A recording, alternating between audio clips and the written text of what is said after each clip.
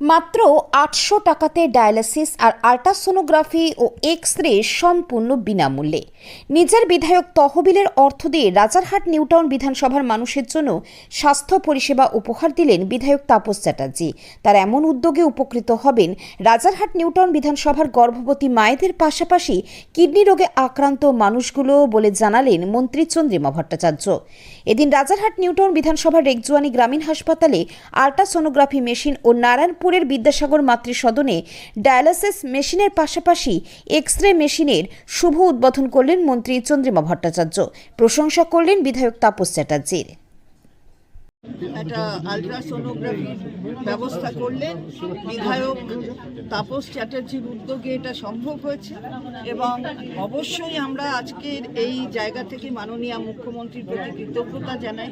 তিনি নির্দেশ দেন, তিনি সম্মতি দেন, সেই কারণে এই ধরনের গ্রামীণ জায়গাতেও এত উন্নত ধরনের যে আপনার মেশিন, সেই মেশিনগুলো এখানে স্থাপন করা সম্ভব হয়। সুতরাং আজকে এখানকার মানুষ উপকৃত হবেন। শুধুমাত্র যে রাজারহাট না, অন্য জায়গা থেকেও মানুষ এসে এখানে উপকৃত হন, আশেপাশের যারা থাকে। আমি ধন্যবাদ আবার জানাই তাপসবাবুকে যে উনি মানুষের কথা ভাবেন এবং এই উদ্যোগ মানুষের জন্য নিয়েছেন। ডিজিটাল সহযোগিতা এটি আমাদের ইন্টারডেভেলপমেন্টের ক্ষেত্রে খুব গুরুত্বপূর্ণ এটা ব্যাপার থাকে। এই অঞ্চলটা এমন জায়গা ঘিরে সংখ্যালঘু মুসলিম মানুষ, উদ্বাস্তু মানুষ বাস, যাদের গর্ভবতী মায়েদের ক্ষেত্রে আল্ট্রাসোনোগ্রাফি এত বেশি কষ্টই থাকে। আমি নিজে তাদের নানাভাবে সাহায্য করি। এটা আমাদের সরকারি ভাবে মানুষ থাকবে। আর ডায়ালিসিস দারুণভাবে প্রয়োজন। আমার পাশে ভানুব্রতবাবু আছেন, চেষ্টা আমরা সবাই আমাদের একটা কমিটির চেয়ারম্যান করেছেন। আমরা চেষ্টা করছি সার্বসার্থিকে যদি হয়ে যাবে। আমাদের যে ইনফ্রাস্ট্রাকচার আছে আমার কোনো কারণেই আমাদের হয়ে যাবে।